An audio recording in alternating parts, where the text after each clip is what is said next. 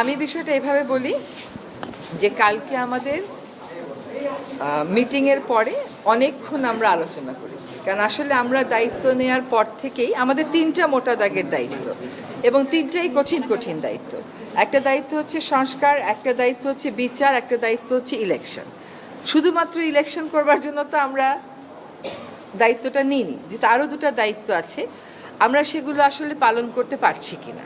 কারণ আমরা দায়িত্ব নেওয়ার পর থেকে যার যত রকম দাবি আছে সব দাবি নিয়ে তারা রাস্তায় বসে যাচ্ছে, রাস্তা আটকে দিচ্ছে, একদম ঢাকা শহর অচল হয়ে পড়ছে।